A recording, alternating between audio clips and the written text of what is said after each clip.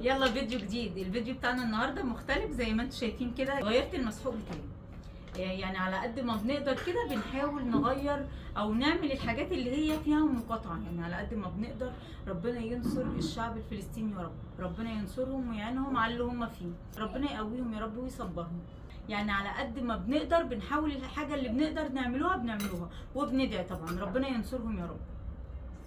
فغيرت المسحوق بتاعي. طبعا انت قبل ما بتغيري المسحوق في كام حاجه كده لازم نعملوها، مش بتيجي على طول تغيري المسحوق وتحطيه في الغساله، لا، تاخد دوره كامله كده كانك بتغسلي عادي خالص بالخل وبعد كده غيري المسحوق. لكن ما تجيش كده على طول تغيري المسحوق وتحطي في الغساله هتبوظ.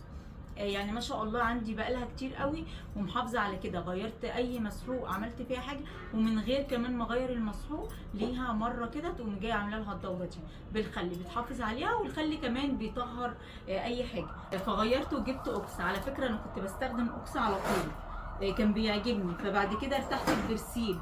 لكن اوكسي على فكره جميل قوي، فرجعنا له تاني. هبدا افضيه كده في العلبه بتاعته. بسم الله الرحمن الرحيم.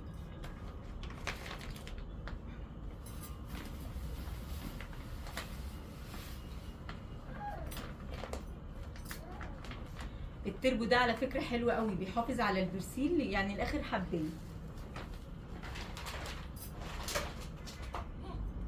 كده حطيته في العلبه بتاعته. تعالوا بقى معايا كده نشوف هنعمل ايه. اول حاجه الغساله بتاعتك طبعا بتحافظي عليها طول ما انت بتغسليه كويس، بيفضل معاكي كويس. يعني بصي على طول كده بغسله، لما بتعملي دوره بتمسكيه تغسليه، وطبعا الغساله ومن هنا الجزئيه دي في كل مره بتنشفيها علشان الميه بتاكل الجلده دي، بتاكلها وبتبوظها، فكل مره بتطلعي الغسيل باقي قماشه نضيفه وبتبداي من هنا كده بتنشفيها كويس، هتفضل معاكي كويسه على طول.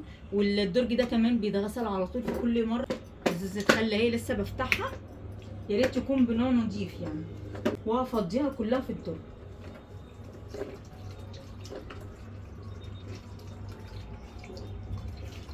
الخل اكتر حاجه مطهر، يعني بيطهر اي حاجه.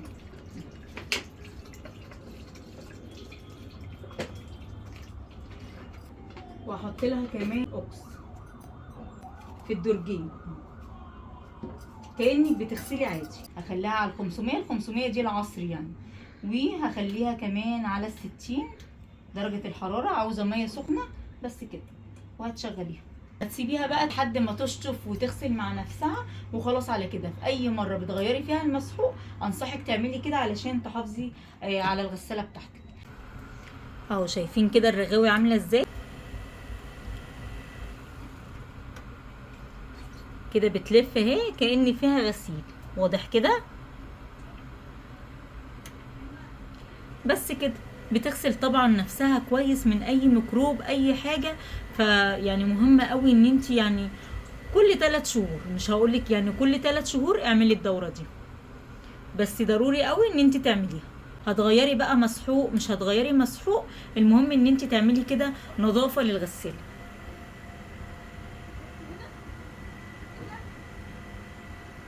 الغساله زي ما انتم شايفينها نضيفه زي الفل، لكن عندي البارومه اكلتها. شايفين البارومه؟ عاوزه ان شاء الله كده ابقى اتصل بالشركه واعمل البودي بتاعها. يعني هي ما شاء الله كويسه ما فيهاش اي حاجه، لكن البودي هو اللي عاوز يتغير اهو. ومن تحت